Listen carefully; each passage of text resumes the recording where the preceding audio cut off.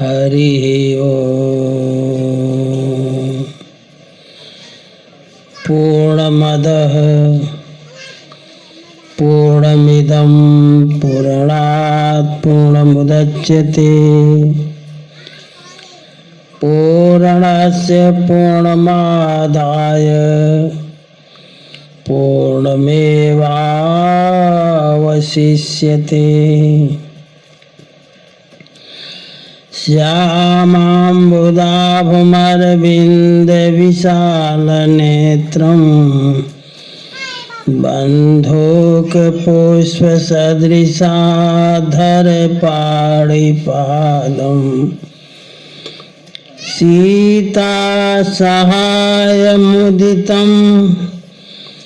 धृतचापबाणं रामं नमामि शिरसा रमणीयवेषम्।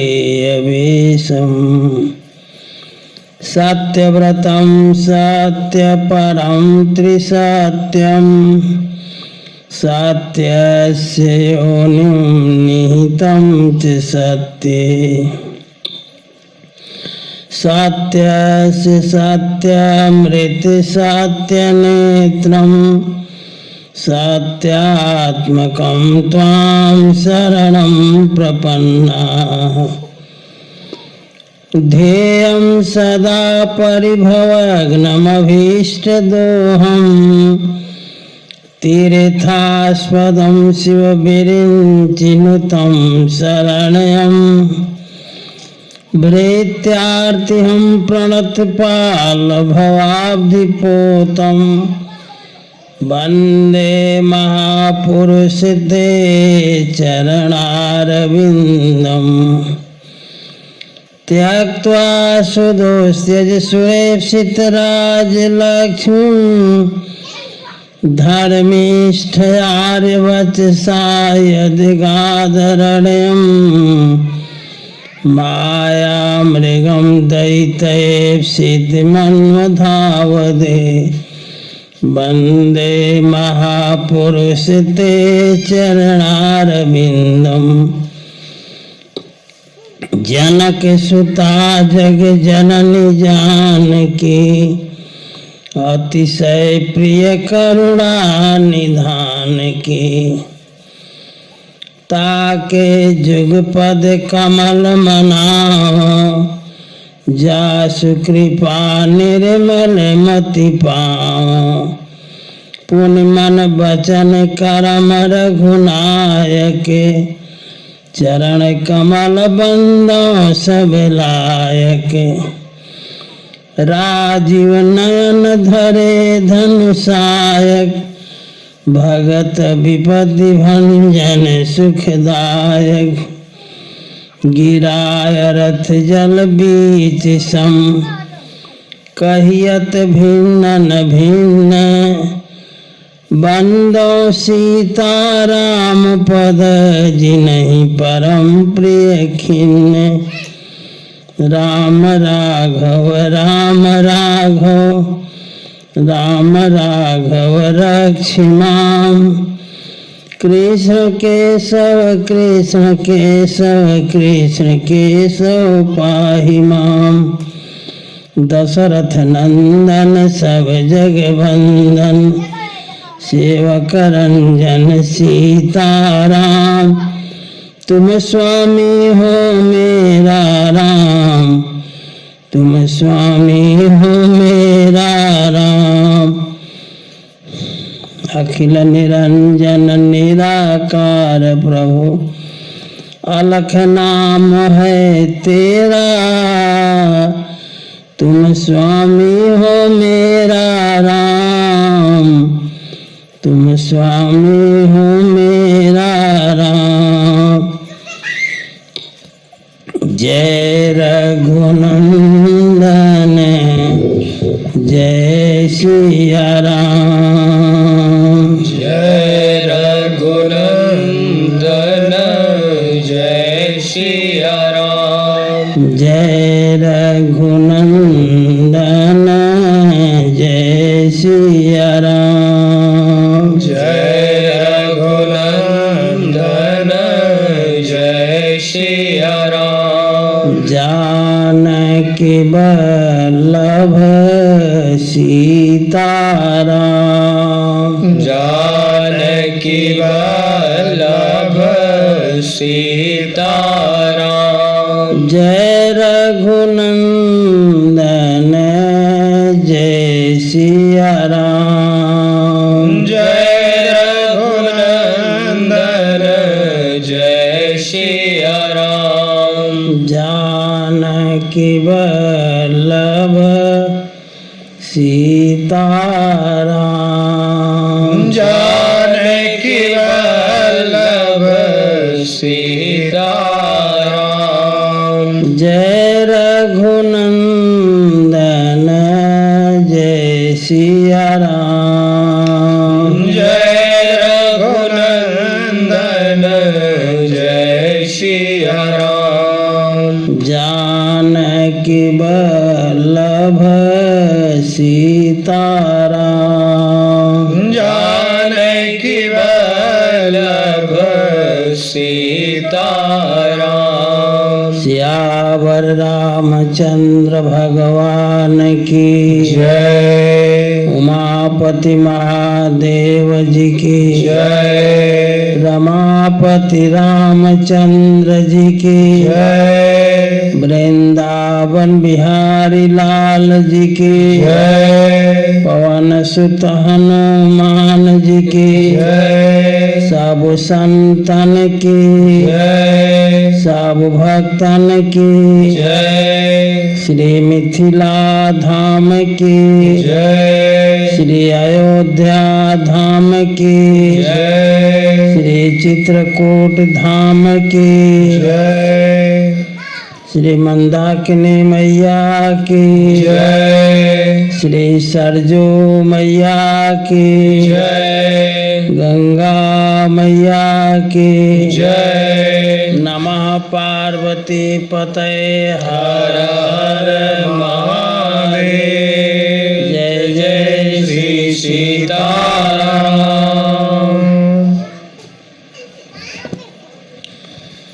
अखिल ब्रह्मांड नायक परात्पर परम ब्रह्म अकारण करुणा वरुणालय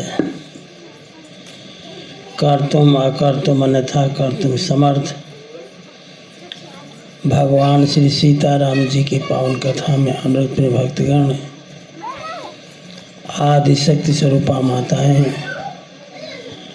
भारत के होनहार बालक एवं बालिकाएं श्री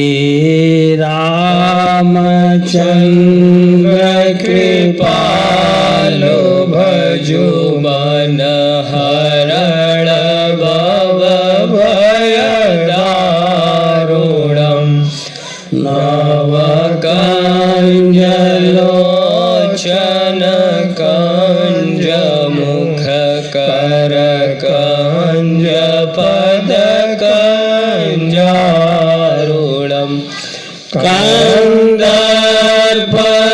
कंदर्पगणित अमित छवि नवनील नीरज सुन्दरम्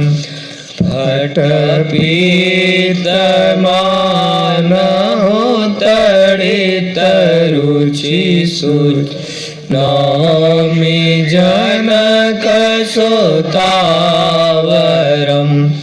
भजो दीन बन्धो दिनेश दानव दैत्य वंश निकन्दनम्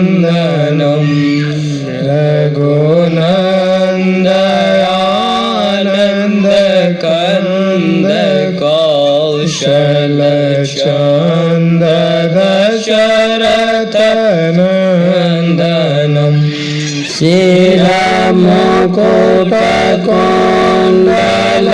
तिलक चारु उदारवंग विभूषणम् आजान भोज सर चापध संग्राम जित कर दूषणम् इति बदति तुलसीदास शंकर शेष मुनि मनरंजनम् मम हृदय निवास कुरु कामादिखलदलगञ्जनम् श्री रामचंद्र कृपालो भजो मन हरण भव भय दारुणम् नवकाञ्जलोचन कंज मुख कर कंज पद कंजारुणम् सियावर रामचंद्र भगवान की जय। उमा राम गुण गूढ़ पंडित मुनि पावहि बिरति पावहि मोह विमूढ़ जे हरि विमुख न धर्म रति। कल हम सभी लोग भगवान की मंगलमयी गाथा के अंतर्गत राम जी की गूढ़ गुण क्या है इसकी चर्चा हम लोगों ने कल किया। आज कहते हैं भगवान शंकर भगवती पार्वती जी से की देवी राम जी का जो गुण गूढ़ है, राम जी की जो चरित्र है, राम जी की जो लीला है वो बहुत गूढ़ है, समझा नहीं जा सकता। उस चरित्र को सुनने के बाद पंडित लोग जो हैं, जो विद्वान हैं, वो तो वैराग्य को प्राप्त होते हैं, और जो मोह में पड़े हुए हैं, जो भगवान से विमुख हैं, जिनकी धर्म में कोई रति नहीं है, ऐसे लोग और विमूढ़ता को प्राप्त होते हैं। याज्ञवल्क्य जी भरद्वाज जी से कहते हैं कि आपने प्रश्न हमारे सामने रखा, प्रश्न को हमने समझाया,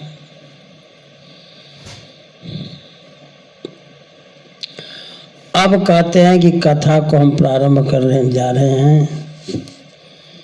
सीताराम सीताराम।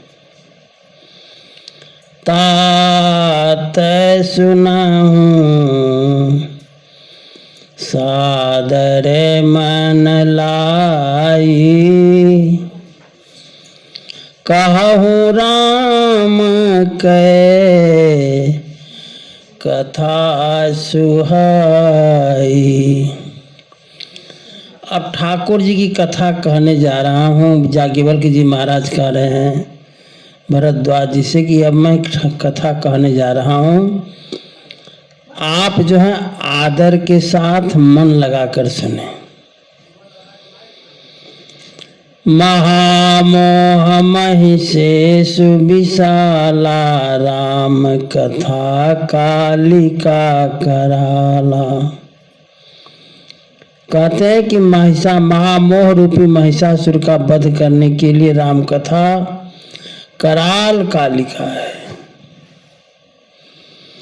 राम कथा शशि किरण समाना, संत चकोर करहि जे पाना। राम कथा चंद्रमा की किरण के समान है। संत जो हैं वो चकोर स्वरूप हैं।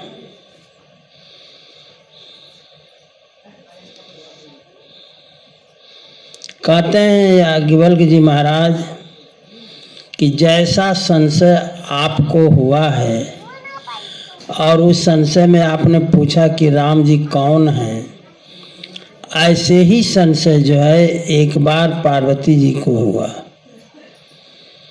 ऐसे ही संशय कीन भवानी, जब संशय भगवती पार्वती जी को हुआ तो महादेव तब कहा बखानी। भगवान भूत भावन समझाए पार्वती जी को।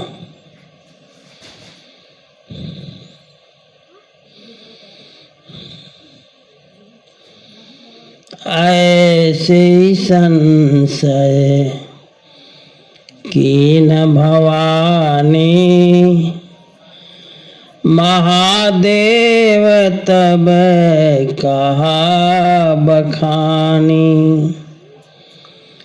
आगे कथा को प्रारंभ करते हुए कहते हैं कि एक बार त्रेता युग माही,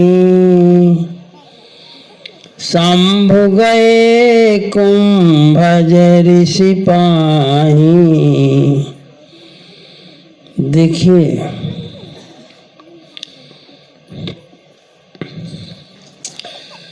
कथा का वक्ता और कथा के श्रोता दोनों का मेल मिलाप यदि बढ़िया है तब तो कथा में खूब आनंद आएगा।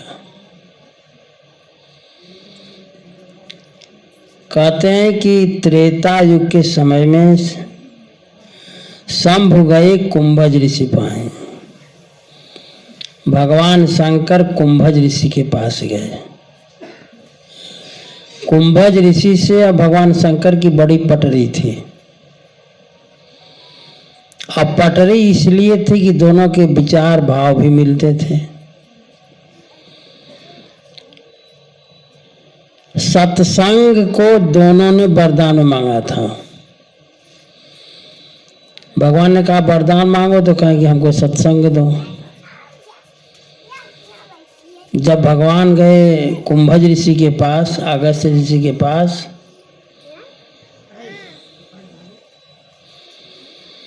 तो अगस्त्य जी ने कहा, भगवान ने कहा वर मांगो। तो अगस्त्य जी ने कहा कि अविरल भगति विरति सतसंगा। ये वरदान है अगस्त्य जी का, मांग रहे हैं ठाकुर जी से। अविरल विभगति विरति सतसंगा, चरण सरोरुह प्रीति अभंगा। हमें सत्संग दीजिए।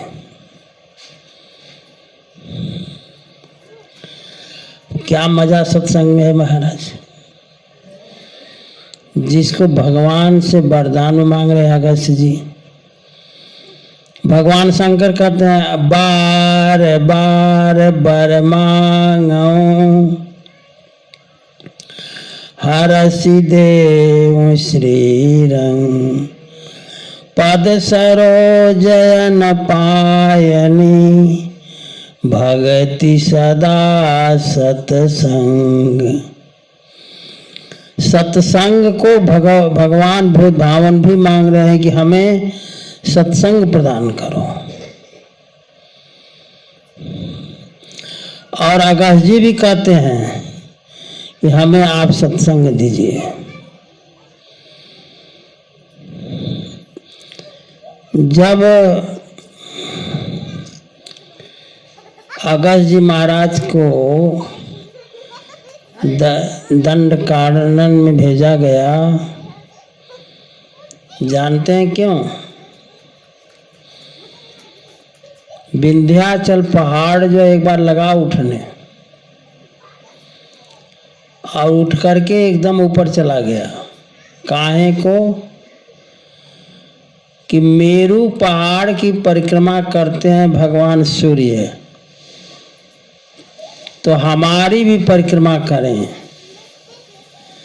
ये सोच करके सूर्य का मार्ग रोक दिया। अब सूर्य भगवान रुक गए। ये हुआ कि अब मुश्किल पड़ गई, कौन सूर्य को मना करे। तो निर्णय हुआ कि अगस्त जी को भेजा जाए। अगस्त जी से जब भगवान शंकर ने कहा कि आप इसको झुका सकते हैं, बाकी तो झुकेगा ही नहीं, तो अगस्त जी ने कहा कि महाराज हम तो झुका देंगे, जाए आपके आदेश का पालन करने के लिए जा ही रहे हैं, लेकिन हमको सत्संग चाहिए।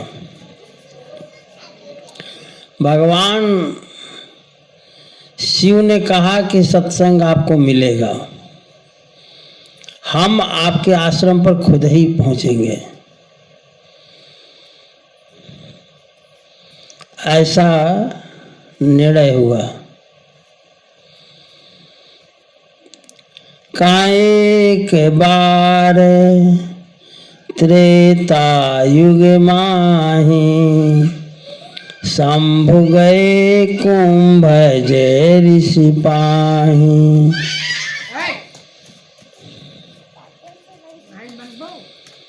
शंभु भगवान शंकर जो कुंभ जी के पास गए।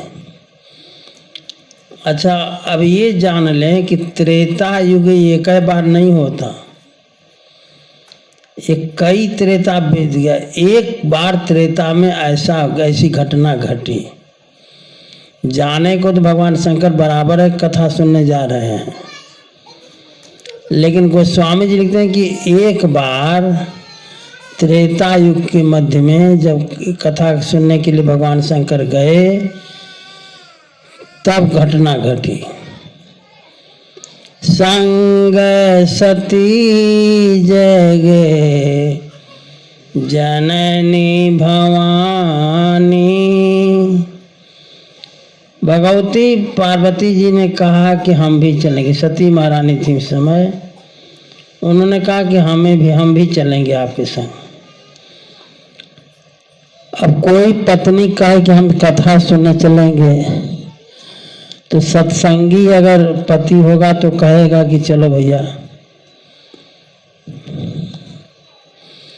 ये जान लीजिए।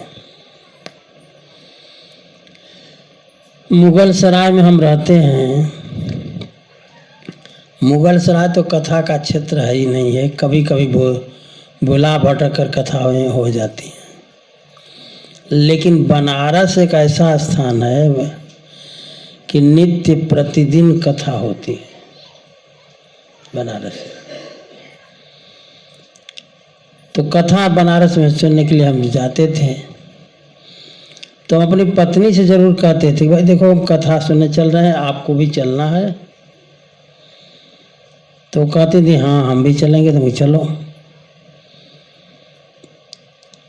उनको मैं अवश्य लेकर जाता था। और ऐसा कोई समय नहीं जब बनारस में कथा न हो। कथा तो आपका अयोध्या में भी बराबर होती रहती है। तो एक बार ऐसी घटना घटी।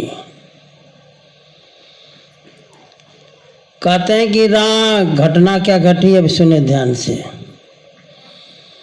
राम कथा मुनि बरजे बखानी। बर्ज माने श्रेष्ठ। मुनि श्रेष्ठ ने माने अगस्त जी ने कथा कही। राम कथा मुनि बरजे बखानी, असुनी महेश परम सुख मानी। कथा तो एक ही होती है, हमारी सुनने की क्षमता कितनी है और हम अपने उस कथा को ले किस भांति रहे हैं। भगवान शंकर को तो कथा बड़ी प्यारी लगी। सुनी महेश परम सुख मानी, बहुत सुख मिला। भगवान शंकर को।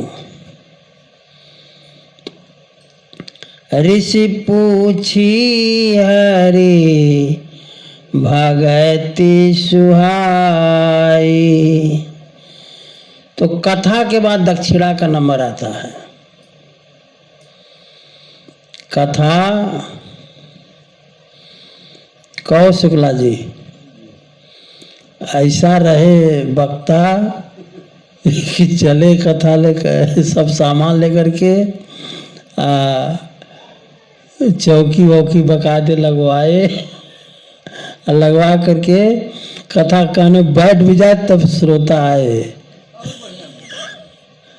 हैं।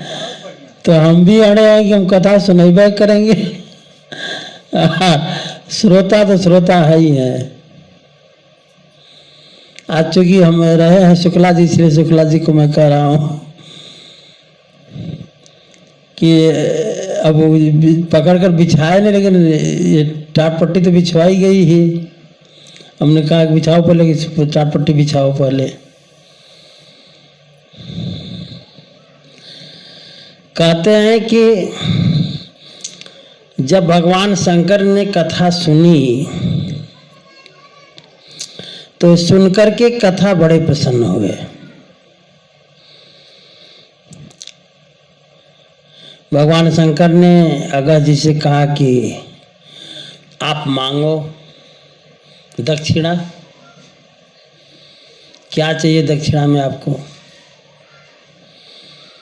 तो अगस्त्य जी ने कहा कि महाराज, ऋषि पूछी हरि भगति सुहाई। हरि भक्ति दीजिए, ठाकुर जी के चरणों में प्रेम दीजिए, ऐसा अगस्त्य जी ने भगवान शंकर से कहा।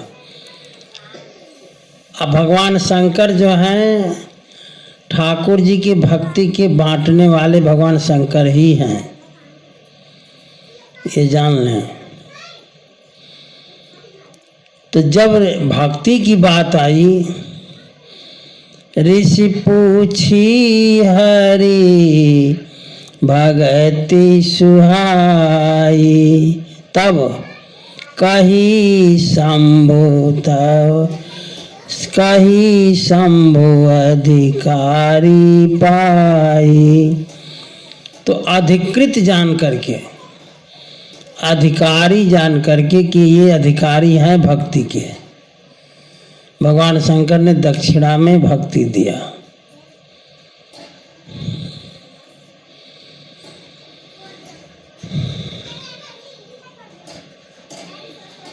अब जान लो, कैसे जानेंगे कि आप भक्ति के अधिकारी हैं। भगवान शंकर तो समझ गए कि भक्ति के अधिकारी हैं, लेकिन भक्ति के अधिकारी कौन कौन होते हैं। राम कथा के तेई अधिकारी, जिनके सत्संगति अति प्यारी।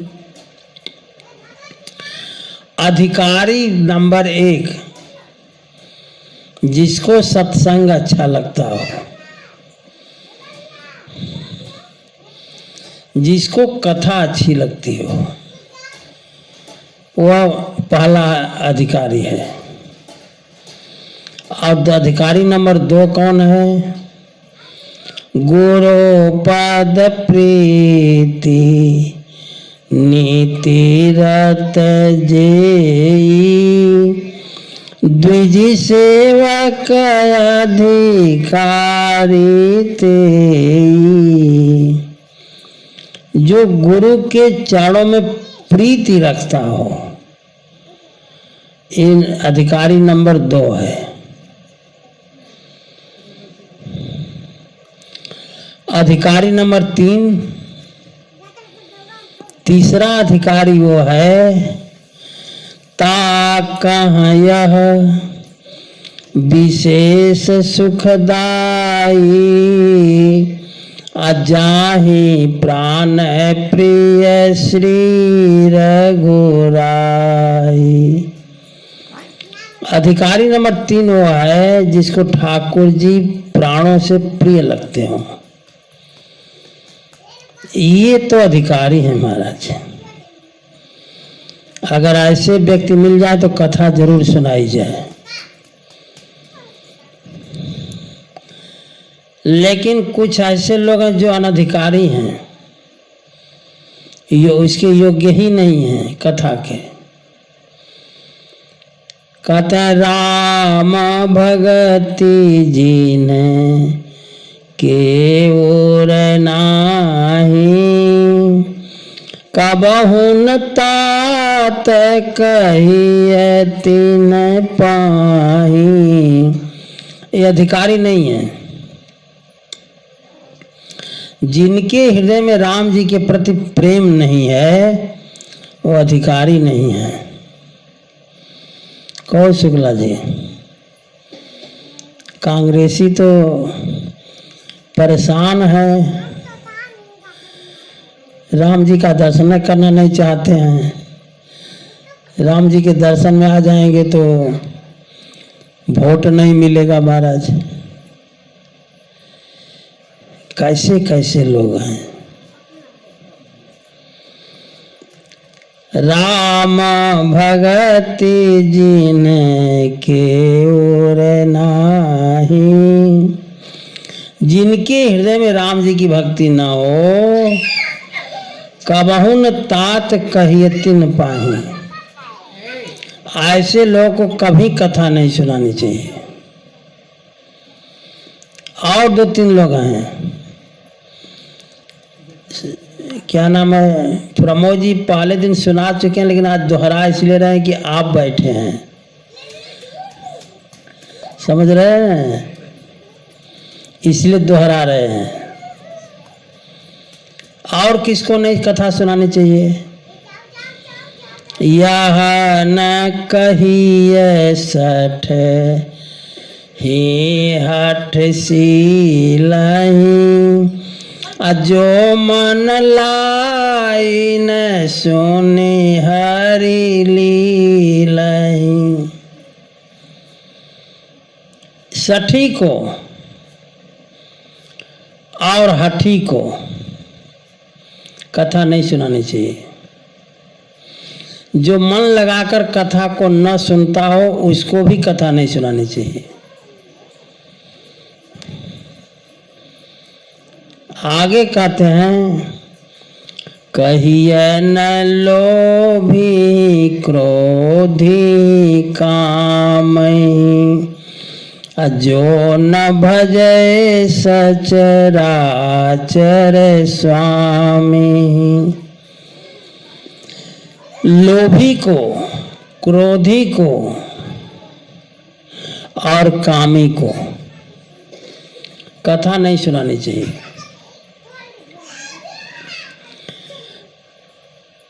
कहिए न लोभी क्रोधी कामहि, जो न भजई सचराचर स्वामी। जो भगवान का भजन न करता हो उसको भी कथा नहीं सुनानी चाहिए। द्विज द्रोही न सुनाई कबहू। द्विज का अगर द्रोही है तो उसको तो कतई न सुनाइए। आगे कहते हैं कहते सुनते रघुपति गुण गाथा, कछु दिन तहाँ रहे गिरिनाथा। कभी अगस्त जी कथा सुनाने लगते हैं तो कभी भगवान शंकर जी सुनाने लगते हैं। कहत सुनत, ये जरूरी नहीं था कि केवल अगस्त जी ही कथा से कहें। अगस्त जी कह लेते तो भगवान शंकर सुनाते, भगवान शंकर कह लेते तो अगस्त जी सुनाते।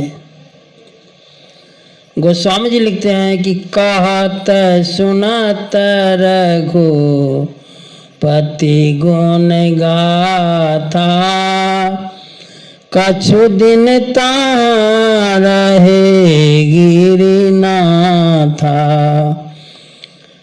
कुछ दिन बीत गया। देखिए, कथा का थोड़ा बहुत आनंद तो तब मिलता है जबकि लंबी कथा मिलती है। ऐसा रामायण में प्रमाण दिया गया है, श्री रामचरितमानस में ऐसा प्रमाण है। कहते हैं काकभुसुंडी जी महाराज गरुड़ जी से कि हमारे गुरु लोमस जी के श्राप से काकभुसुंडी जी कौआ बने थे। तो जब कौआ बन गए तो बड़ी दया लगी लोमस जी को। तो लोमस जी ने अपने आश्रम पर कुछ काल तक रखा, कछु दिन। अब कछु दिन का मतलब समझिए,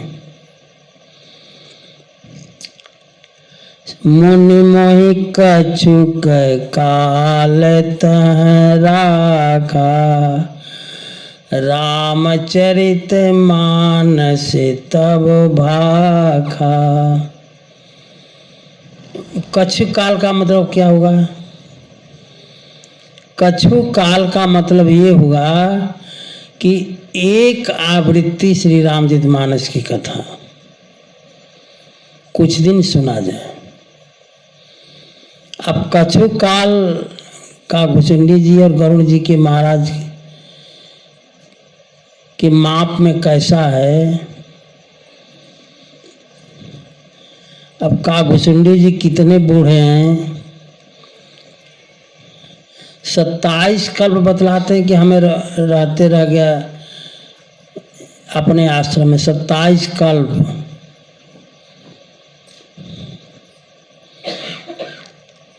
तो कथा कुछ दिन तक सुनी जाए।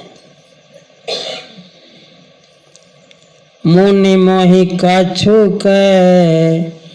काल तह राखा, रामचरित मानस तब भाखा।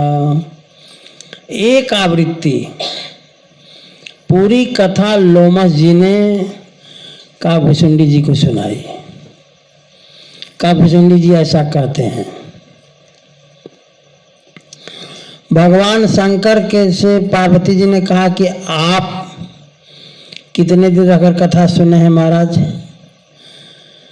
तो भगवती पार्वती कहती हैं भगवान शंकर से, भगवान शंकर कहते हैं पार्वती जी से कि हम भी गए काकभुसुंडी जी के आश्रम में, तो मैंने देखा कि पक्षी कथा कह रहा है और पक्षी ही सुन रहा है, और श्रोता भी पक्षी, वक्ता भी पक्षी। तो भगवान शंकर ने कहा कि बड़ा सुंदर अवसर हमने देखा। तो तब कछु काल मराल तनु धरितः कीन निवास। तो हम सब जब सब पक्षी वहाँ पर थे तो हम भी पक्षी बन गए और हम हंस बन गए।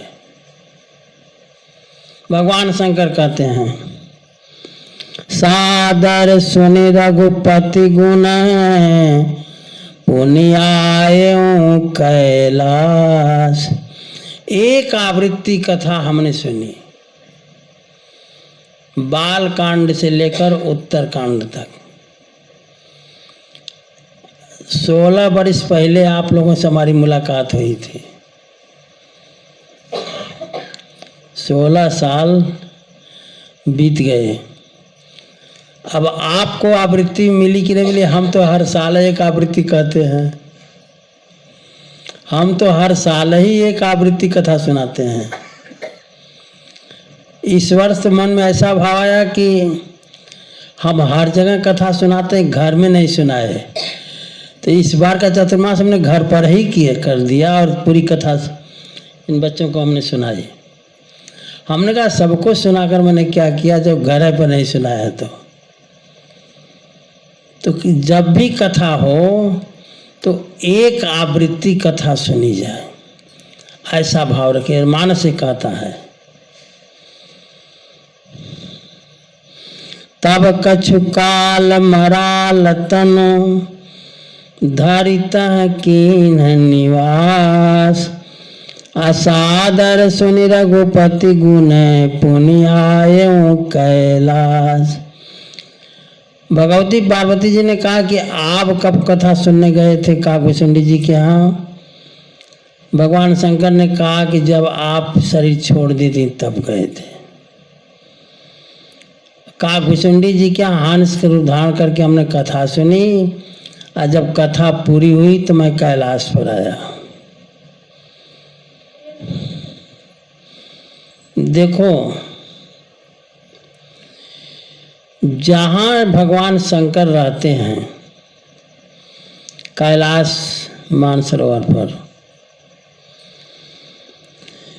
तो वो कैलाश कैसा है जहाँ भगवान शंकर रहते हैं? गोस्वामी जी महाराज कहते हैं, परम रम्य गिरिवरे कैलासु,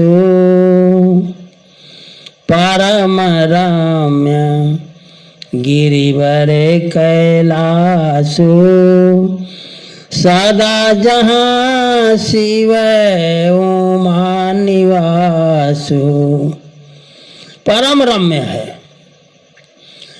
ऐसा रमणीक स्थान छोड़ करके भगवान शंकर दंडकारण्य वन में जाते हैं कथा सुनने के लिए, हैं?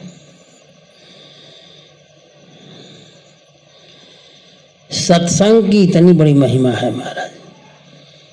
गाय लो थोड़ा। जिसको जीवन में मिला सत्संग है, जिसको जीवन में मिला सत्संग है, उसे हर घड़ी आनंद ही आनंद है, उसे हर घड़ी आनंद ही आनंद है। जिसके जीवन में मिला सत्संग है, जिसके जीवन में मिला सत्संग है, उसे हर घड़ी आनंद ही आनंद है, उसे हर घड़ी आनंद ही आनंद है।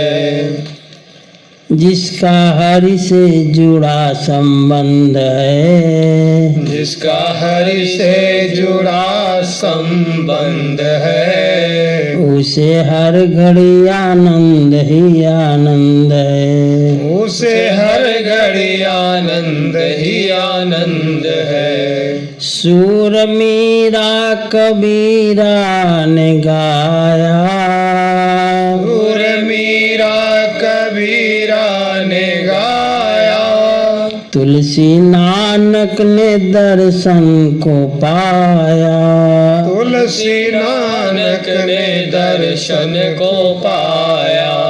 जिसके हृदय में राम नाम बंद है, जिसके हृदय में राम नाम बंद है, उसे हर घड़ी आनंद ही आनंद है, उसे हर घड़ी आनंद ही आनंद है। जिसको जीवन में मिला सत्संग है, जिसको जीवन में मिला सत्संग है, उसे हर घड़ी आनंद ही आनंद है, उसे हर घड़ी आनंद ही आनंद है। जिसका जीवन सच्चाई में ढल गया, जिसका जीवन सच्चाई में ढल गया, उसके पापों का पर्वत भी गल गया, उसके पापों का पर्वत भी गल गया।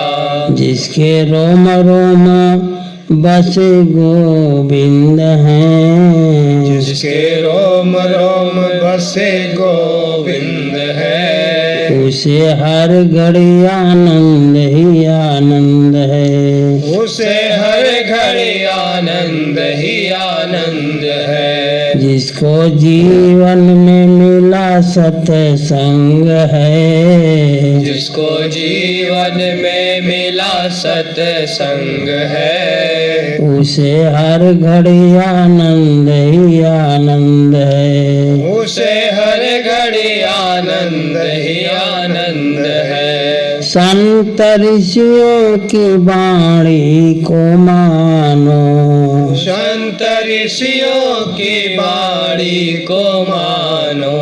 तत्व क्या है जगत का ये जानो, तत्व क्या है जगत का ये जानो। उसका 84 कट जाए फंद है, उसका 84 कट जाए फंद है। उसे हर घड़ी आनंद ही आनंद है। उसे हर घड़ी आनंद ही आनंद है। जिसके जीवन में मिला सत्संग है, जिसके जीवन में मिला सत्संग है, उसे हर घड़ी आनंद ही आनंद है। उसे हर घड़ी आनंद ही आनंद है। स्वर्ग जाने की इच्छा नहीं है, स्वर्ग जाने की इच्छा नहीं है। मुक्ति पाने की इच्छा नहीं है, मुक्ति पाने की इच्छा नहीं है। उसे मिलता यहाँ परमानंद है, उसे मिलता यहाँ परमानंद है। उसे हर घड़ी आनंद ही आनंद है। उसे हर घड़ी आनंद ही आनंद है। जिसके जीवन में मिला सत्संग है, जिसके जीवन में मिला सत्संग है, उसे हर घड़ी आनंद ही आनंद है। उसे हर घड़ी आनंद ही आनंद है। कथा हुई, कथा सुन लिया भगवान शंकर ने, अगस्त जी से विदा मांगे। काय मुनि सन विदा मांगे त्रिपुरारी। विदाई लिया, कहा महाराज अब छोड़ो चले हम भी। और दक्ष कुमारी को लेकर के भगवान शंकर बढ़े। कथा में ही मिला था कि दंडकारण्य में भगवान का आगमन हो चुका है। भगवान शंकर ने सोचा चल रहे हैं, कम से कम रास्ते में दर्शन हो जाएगा। कहते हैं इसी ख्याल से चले। ते ही अवसर भंजन मही भारा, हरि रघुवंश लीन अवतारा। देखिए, रघुवंश में राम जी जो हैं ठाकुर जी परमात्मा प्रकट हुए, लेकिन उस वंश का नाम राम वंश नहीं हुआ। ठाकुर जी प्रकट हुए। जिस कुल खानदान में ठाकुर जी प्रकट हुए हों, उस वंश का नाम राम वंश नहीं रखा गया। महाराज रघु के नाम पर रघुवंश ही रहा। ऐसी कौन सी विशेषता थी महाराज कि ठाकुर जी रहे प्रकट हुए इस कुल में, तो उनके नाम पर वंश नहीं चला। राजा रघु के नाम पर आज भी चला, आज भी चलता है। लक्ष्मण जी ने तो कहा रघुवंशी महज कोई ते समाज अस कही न कोई। तो थोड़ा सा इस पर चर्चा कर ली जाए। राजा रघु के पिताजी का नाम था राजा दिलीप। इस वंश के जितने राजा थे सब स्वर्ग जाते थे सदैव देवराज इंद्र की मदद करने के लिए। एक बार दिलीप जो हैं इंद्र के यहाँ से मिल करके वापस आ रहे थे। रास्ते में कल्प वृक्ष के नीचे कामधेनु खड़ी थी। इतनी जल्दीबाजी में थे राजा दिलीप कि कामधेनु को प्रणाम नहीं किए। तो श्राप दे दिया कामधेनु ने। कामधेनु ने श्राप दे दिया कि जब तक तू मेरी संतान की सेवा नहीं करेगा तब तक वंश का मुख नहीं देखेगा। ऐसा श्राप लग गया। कामधेनु सामान्य गाय है नहीं, न तो कल्प वृक्ष ही सामान्य पेड़ है।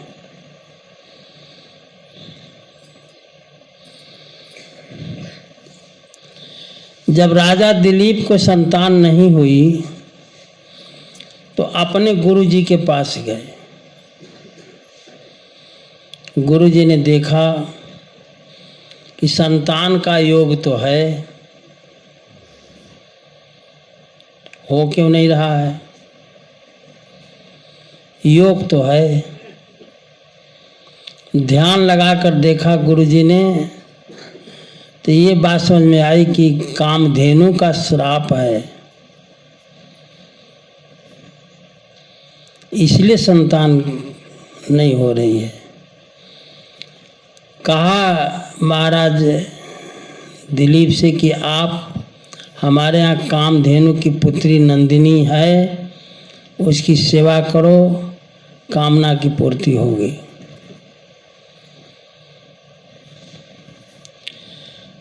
नंदिनी को लेकर के राजा दिलीप अपने महल में आए और अगले दिन से ही सेवा शुरू हो गई।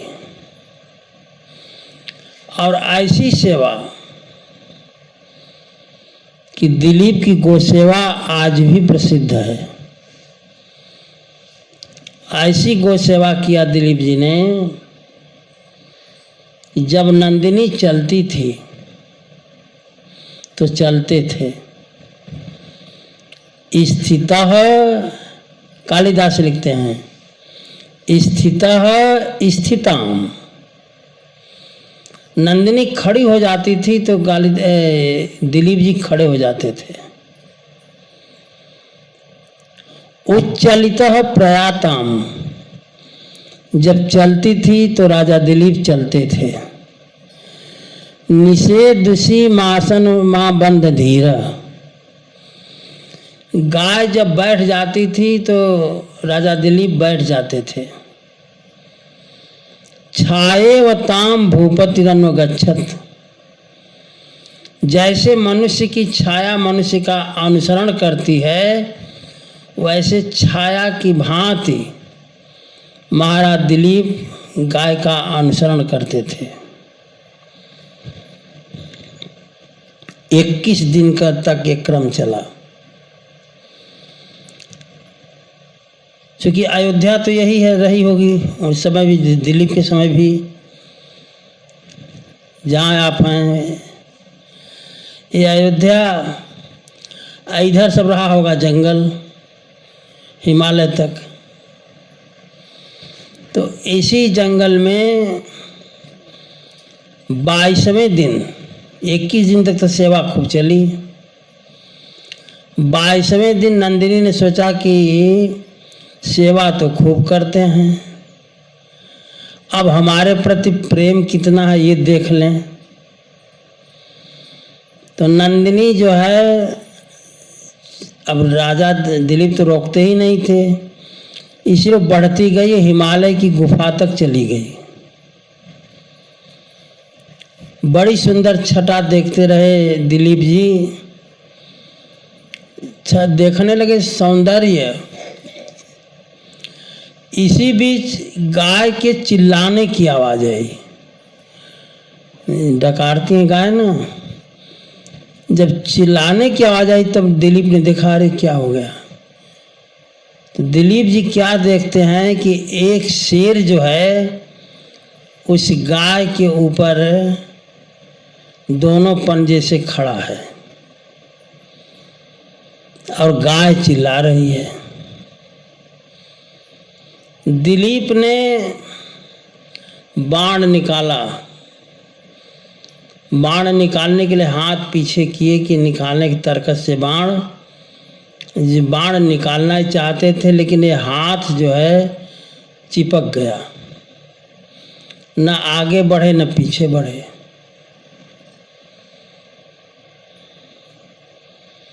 आगे गाय को शेर जो है खा जाएगा, ये स्थिति है। गुरु जी की गाय है। लेकिन इतने में देखा दिलीप जी ने कि गाय, शेर कहता है मनुष्य की वाणी में, राजन व्यर्थ का प्रयास न करो, ये हमारी आहार है। हम चावल दाल नहीं खाते, हम मांस ही खाते हैं। सिंह ने कहा, ये हमारी आहार है। तुम जो हो राजा हो, 1 करोड़ ऐसी गाय अपने गुरु जी को दे सकते हो, इसलिए हमारे ऊपर वार करने का प्रयास न करो।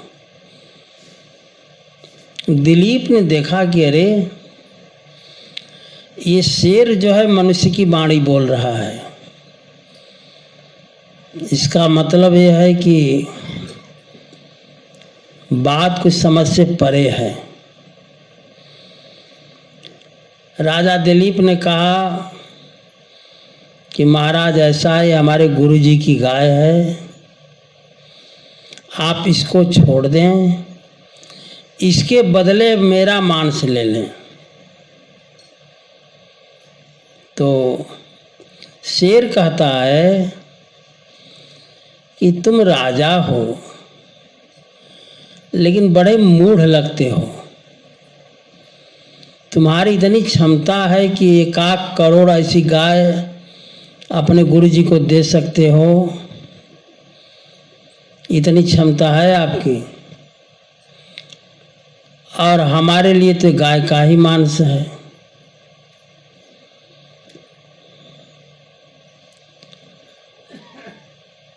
दिलीप जी माने नहीं। दिलीप जी ने कहा कि ये हमारे गुरु जी की गाय है, इस गाय की रक्षा हमको करनी है, और सर गाय के बदले हम अपना मांस देने के लिए तैयार हैं, आप मेरे मांस का ही भक्षण करें। शेर ने कहा, जब नहीं मानते हो तो आओ। और जब वहीं पहुंचे दिलीप जी शेर के पास, आंख बंद करके खड़े हो गए कि अब मेरे ऊपर ये प्रहार करेगा। इंतजार में हो गए कि अभी हमारे ऊपर आक्रमण करेगा। आंख बंद करके खड़े थे, तब तक नंदिनी जो है प्रकट हो गई। वत्स उठो। जब आंख खोला दिलीप जी ने तो देखा कि वहाँ शेर तो है नहीं, वो गाय ही है। नंदिनी ने कहा, मैं बहुत प्रसन्न हूँ, आप मेरा दूध ग्रहण करो और पियो। दिलीप जी ने कहा कि इसमें हमारे गुरु जी का पहले अधिकार है, गुरु जी आपके दूध से हवन आदि कर लेंगे तब हम पिएंगे। गुरु भक्ति देखा नंदिनी ने तो बड़ी प्रसन्न हुई। और कहा जाता है कि उसी के आशीर्वाद से राजा दिलीप को राजा रघु पैदा हुए। राजा रघु के बारे में आता है कि एक बार विश्वजीत यज्ञ किए थे। तो विश्वजीत यज्ञ का नियम होता है कि सब कुछ दान कर देना पड़ता है, कुछ बचाना नहीं पड़ता है। तो उस विश्वजीत यज्ञ में सब कुछ दान करके राजा खाली पड़े थे। उन्हीं के राज्य में बरतंतु नाम के एक ऋषि रहते थे। उनके शिष्य का नाम था कौत्स। तो कौत्स से शिक्षा प्राप्त करके जाने लगे घर। तो अपने गुरु जी से कहा कि महाराज आप जो है कुछ दक्षिणा हमसे ले लें। तो बरतंतु ऋषि ने कहा कि जाओ, आपने जो हमारी आश्रम में रहकर सेवा की है वही उसी को दक्षिणा मान लेते हैं। लेकिन कौत्स नहीं माने। कौत्स ने कहा कि नहीं गुरुजी, कुछ तो मांगना ही पड़ेगा। बरतंतु ऋषि ने कहा कि ठीक है, मैं मना कर रहा हूँ, मान नहीं रहे हो तो मैंने 14 विद्याएं पढ़ाई हैं और एक विद्या के बदले 1 करोड़ स्वर्ण मुद्रा ला कर दो। 14,000 से 14 करोड़ स्वर्ण मुद्रा। चल दिए कौत्स जी। कहाँ जाए, राजा रघु का राज्य था। राजा रघु के पास ही गए। तो राजा रघु ने मिट्टी के पात्र में आरती वगैरह सजा करके आरती करने के लिए कौत्स शिकार जब गए तो कौत्स जी ने देखा कि अरे ये राजा और मिट्टी का पात्र में आरती कर रहा है। तो कौत्स ने कहा राजन, ले गए रघु जी अपने आसन पर बैठाए और पूछे कि कैसे आना हुआ, महाराज बताइए। तो कौत्स ने कहा कि राजन, जो कहना था हमें वो तो बात हो गई। ये आपके मिट्टी के पात्र देख करके हमको ऐसा लग रहा है कि प्रभु शब्द ही शेष, माने अब नाम मात्र के राजा हैं, आपके पास धन नहीं है, मैं धन लेने के लिए आया था। कोई बात नहीं, हम दूसरे दाता के पास चले जाएंगे, हमें गुरु जी को धन देना है, 14 करोड़ स्वर्ण मुद्रा किसी दूसरे राजा से मांग करके दे देंगे। राजा रघु ने कहा कि महाराज ऐसा नहीं होगा। कोई ये कहे कि राजा रघु के पास कौत्स नाम का ब्रह्मचारी आया और अपनी इच्छा की पूर्ति नहीं कर सका, हमारी बदनामी होगी। आप 2 दिन हमारे अग्निशाला में रहें। राजा रघु ने कहा 2 दिन का समय दें हमें आप, हम आपकी व्यवस्था करते हैं। और ऐसा कह करके ये रथ सजाए कुबेर पर आक्रमण करने के लिए। और रात में रथ पर सोए कि भोर में ही ये आक्रमण करेंगे। लेकिन भोर होते होते खजांची आकर कहता है कि महाराज सारा जो है खजाना भरा हुआ है। रघु ने कहा खजाना भर गया क्या? हाँ। कहा खजाने का जितना भी धन है सब ला करके कौत्स को दो, इसलिए कि उन्हीं के नाम से आया है। पूरी जितना खजाने में धन था सब ला करके कौत्स जी के पास रखा गया। कौत्स जी ने कहा कि राजन, राजा रघु कहते हैं कि जितना है महाराज सब ले जाओ, और कौत से कहते हैं कि हमको 14 करोड़ स्वर्ण मुद्रा में से एक मुद्रा भी अधिक नहीं चाहिए। ये अयोध्यावासी दृश्य देख रहे हैं कि देने वाला अधिक दे रहा है और लेने वाला अपनी इच्छा से एक भी अधिक नहीं लेना चाहता है। तो जब महाराज कौत्स ने स्वीकार नहीं किया, कौत्स ने कहा कि महाराज एक कृपा इतना कर दो कि जितना स्वर्ण मुद्रा है हम ढो तो नहीं सकते, इसको हमारे आश्रम में पहुंचवा दो। 14 करोड़ स्वर्ण मुद्रा जो है आश्रम में पहुंचाई गई। जाते जाते रघु ने आशीर्वाद दिया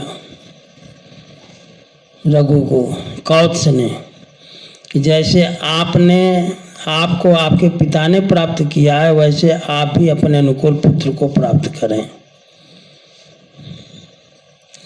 ये महाराज रघु का चरित्र है। और तो और एक घटना और है महाराज रघु की, जिससे कि रघुवंश पड़ा। आज तक जो है कोई वंश आगे नहीं बढ़ा, किसी राजा के नाम पर वंश का नाम नहीं डाला गया। एक बार की घटना है, एक भिखारी महाराज रघु के पास आया। उस समय महाराज रघु भोजन कर रहे थे। 250-300 रानियां थीं महाराज रघु को। तो जो सबसे बड़ी रानी थी उन्होंने कहा देखो कोई भिखारी आया है बाहर, जो मांगता है दे दो। तो हीरा जवाहरात लेकर के रानी, जो बड़ी रानी हैं, उस भिखारी के पास गई, लगी देने, महाराज इसको ग्रहण करो। लेकिन वो भिखारी जो है उस रानी को एकटक देख रहा है। बहुत देर हुआ, जब बड़ी रानी नहीं लौटी तो राजा ने कहा कि दूसरी रानी से कि तुम जाओ। वो भी हीरा जवाहरात लेकर गई। वो बड़ी रानी से भी सुंदर थी। लगा टकटकी लगा कर देखने। इसके बाद तीसरी, चौथी, 5वीं ऐसे रानियां जो हैं जाने लगी। महाराज रघु ने जाकर देखा कि बात क्या है। तो राजा रघु ने देखा कि ये जो भिखारी है ये रानियों को टकटकी लगा कर देख रहा है। तो राजा ने कहा कि इनमें से जो रानी तुमको पसंद हो आप ले जाओ। वो भिखारी कहता है कि राजन, हमें सारी रानियां पसंद हैं। जब ऐसा कहा कि सारी रानियां पसंद हैं, तो राजा रघु ने एक क्षण नहीं सोचा। उन्होंने कहा सारी पसंद है तो सारी ले जाओ। फिर लगे सोचने कि इतनी रानियां ले जाकर कहाँ रखेगा। तो उन्होंने कहा कि सुनो, अपना वस्त्र उतारो। उस भिखारी से राजा ने कहा कि अपना वस्त्र उतारो, और अपना राजा का जो पोशाक था राजा ने उतारा। राजा ने सारा अपना पोशाक जब भिखारी को पहना दिया और उसका जो कपड़ा था अपने पहन लिया। इसके बाद राज सिंहासन में बैठा दिया उसको, कहा तुम राजा रहो। अपने भिखारी का वेश बना करके राजा रघु जो हैं जंगल चले गए। जंगल में एक दिन ऐसी घटना घटी, एक संत मिल गए जंगल में, और उनके पास अमर फल था। मिल गया संजोग से। उस अमर फल को ले आए राजा रघु के पास, बोले कि राजन इसको ग्रहण करो, अमर हो जाओगे। तो राजा कहते हैं कि हम तो राजा हैं नहीं, राजा तो भिखारी है। तो उस फल को ले जाकर के इस राजा ने भिखारी को दिया कि तुम खा जाओ इसको, अब तुम राजा तुम हो, इसको खाकर अमर हो जाओ। तो भिखारी कहता है कि राजन हम अमर हो जाएंगे, लेकिन रानियां, हमको 360 रानियां थीं, उसने कहा कि 360 फल ला करके हमको दो। भिखारी ने कहा। राजा लौट गए, वो संत फिर मिले। राजा ने कहा महाराज एक फल से काम नहीं चलेगा, 360 फल चाहिए।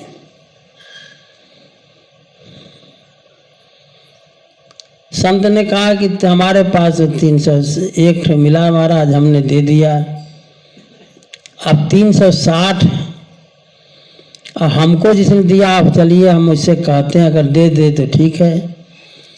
तो संत ने कहा कि हमको एक बंदर ने दिया।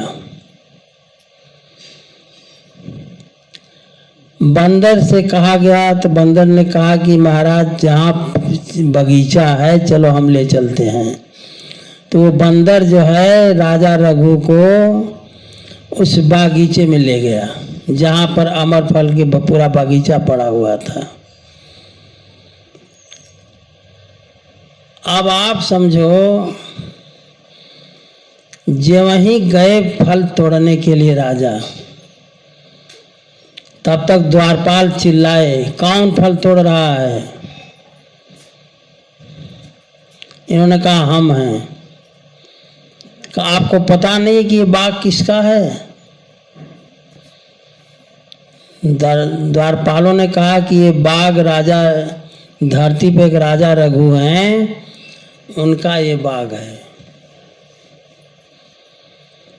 और राजा रघु को ही फल तोड़ने के नहीं मिल रहा है। उसने राजा रघु ने कहा ये महल किसका है।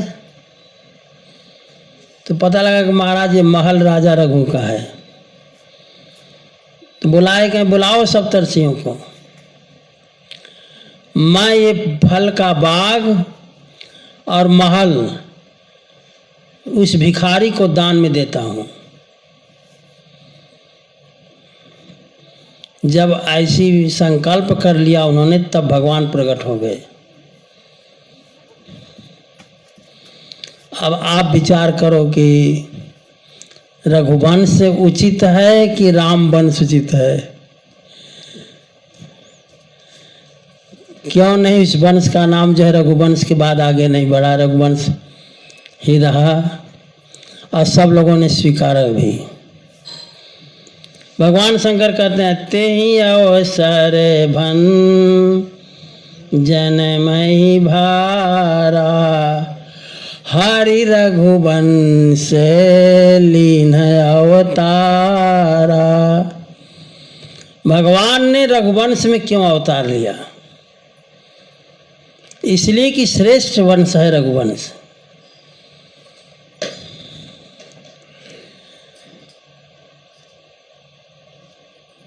पिता बचन तज राज उदासी, दंडक बन विचरत अविनाशी।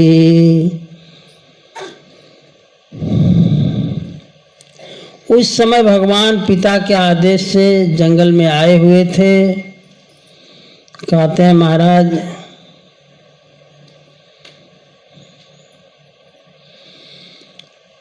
रो रहे हैं भगवान। भगवान शंकर ने देखा ठाकुर जी रोते हैं तो बड़ा अच्छा लगता है। हाँ, हृदय विचारत जात हर के ही विधि दर्शन हो। अब आप बताओ कि अगर आपका मित्र बढ़िया पाठ कर रहा हो रंगमंच पर, तो उस समय आपको मिलने की इच्छा हो कि हम अपने मित्र से जरूर मिलें, तो क्या करेंगे आप?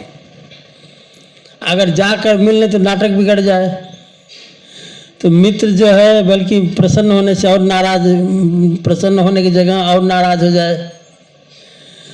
इधर भगवान रो रहे हैं,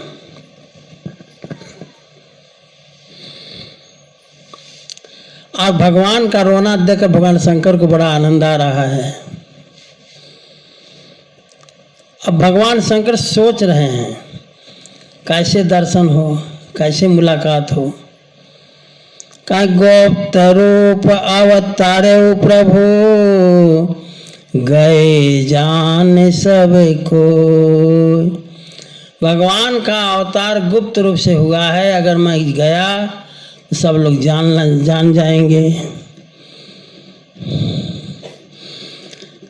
अब ध्यान से थोड़ी सी कथा को समझिए। ये स्थान कैसा है? भगवान रो रहे हैं। कब? जब रावण जो है मारीच को लेकर हिरण बनाकर आया, तो सोचा कि हिरण बनाकर ले चलो, अगर भगवान होंगे तो जान जाएंगे कि हिरण कपटी हिरण है, अब मनुष्य होंगे तो दौड़ेंगे पीछे पीछे, तो हम समझ जाएंगे कि मूर्ख हैं, ये भगवान नहीं है। तो जो वहीं मारीच को सोने का हिरण बनाकर लेकर आया रावण, तो ठाकुर जी जो हैं तो बड़े मजेदार हैं हमारे ठाकुर जी। जब वहीं लेकर आया और किशोरी जी ने इशारा किया कि यह हरिण का चर्म हमको चाहिए। ठाकुर जी हमारे जो है सारी कारण को समझ गए कि ये रावण है, ये मारीच है, सोने का हरिण बनाकर लेकर आया है, हमको ठगना चाहता है। गोस्वामी जी लिखा, तब रघुपति जानत सब कारण। समझ गए ठाकुर जी, ये सोने का हिरण बना लेकर आया है, हमको ठगना चाहता है। तो देखो आज कौन ठगाता है, ये ठगाता है कि हम ठगाते हैं। और उठे हरसी सुर काज सवारन।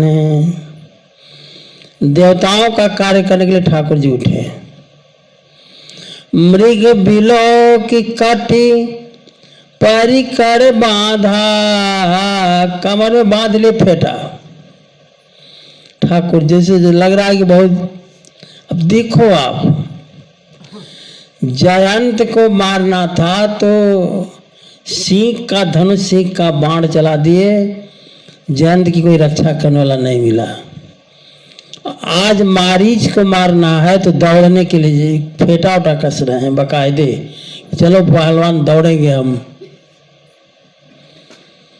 मृग बिलो की काटी पारी कर बांधा, करतल चाप रुचिर सर साधा। धनुष को सजाया, बाण हाथ में लिया। जब ठाकुर जी को देखा हिरण तो दौड़ा, ठाकुर जी भी दौड़े, कहाँ तक भागेगा तो। देखो आप ये दृश्य खाली ध्यान से देखो। रावण ने देखा कि हैं, दौड़ गए, हमको लगता है उल्लू बना गए क्या। तो उसने अपने सीबीआई से कह रहा है कि सावधान। रावण कहता है कि देखो हम किशोरी जी का हरण करने जा रहे हैं, अगर ये भगवान होंगे तो जान जाएंगे कि रावण ले गया, और नहीं भगवान होंगे तो रोएंगे, और रोएंगे तो जानेंगे मनुष्य हैं, नहीं रोएंगे तो जानेंगे कि भगवान है। तैयारी में हो गया रावण, किशोरी जी का हरण कर लिया। ठाकुर जी आए, आश्रम को देखा। आश्रम श्री किशोरी जी की विहीन है। तब ठाकुर जी तो ठाकुर जी हमारे हैं। आश्रम देखी जानकी हीना, भय विकल जैसे प्राकृत दीना। आश्रम देखा कि खाली है, ऐसे रोने लगे जैसे प्राकृत मनुष्य भी ऐसे नहीं रोएगा। प्राकृत मनुष्य भी। ठाकुर जी रोते हुए कहते, हे खग, हे मृग, मधुकर श्रेणी, तुम देखी सीता मृग नैनी। पूछत चले लता तरुपाती। लताओं से पूछते हैं, वृक्षों से पूछते हैं, खगों और मृगों से पूछते हैं, आपने हमारी पत्नी को देखा है? एक देखो आप, रावण परीक्षा ले रहा है। भगवान शंकर परेशान है कि कैसे जाऊं सामने, और भगवती पार्वती महारानी जो हैं उनको तो भ्रम है। वो भी परीक्षा लेने के लिए ठाकुर जी क्या कि भगवान है कि मनुष्य हैं। अब परीक्षा लेने वाले 3-4 हो गए महाराज, और देने वाला छात्र एक ठाकुर जी। देखो ठाकुर जी का चरित्र जो है गजब का है। गोस्वामी जी को तो शब्द ही नहीं मिला चरित्र के बारे में। समय क्या है वो?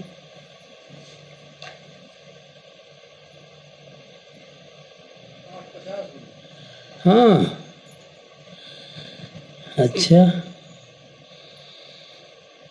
गोस्वामी जी लिखते हैं कि इस चरित्र को, ठाकुर जी का चरित्र कैसा है। अति विचित्र रघुपति चरित, अति विचित्र रघुपति चरित, जानहि परम सुजान। अति विचित्र,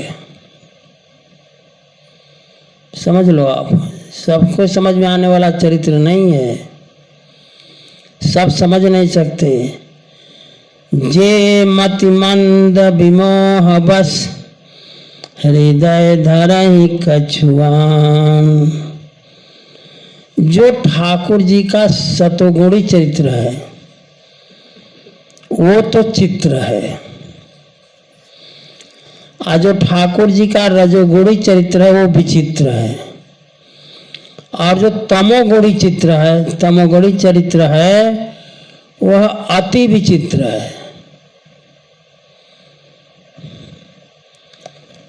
तो अति विचित्र की जगह आज कथा को हम लोग यही विश्राम देंगे। आगे कथा हम लोग कल सुनेंगे। श्री राम जय राम, जय जय राम। श्री राम जय राम, जय जय राम। श्री राम जय राम, जय जय राम। श्री राम जय राम, जय जय राम। जय जय विघ्न हरण हनुमान, जय जय विघ्न हरण हनुमान। असरण शरण दया के धाम, शरण शरण दया के धाम। हमें भरोसा तेरा राम, हमें भरोसा तेरा राम। श्री राम राम जय राम जय जय राम। श्री राम जय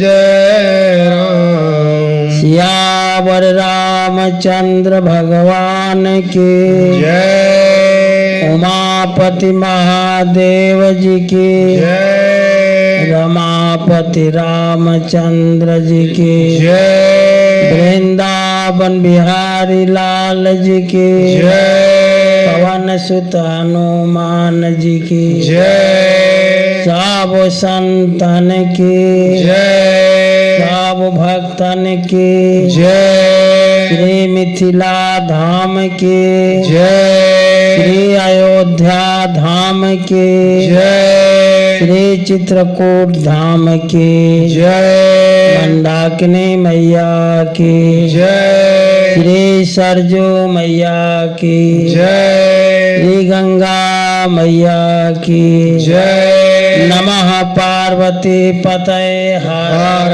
हर महादेव।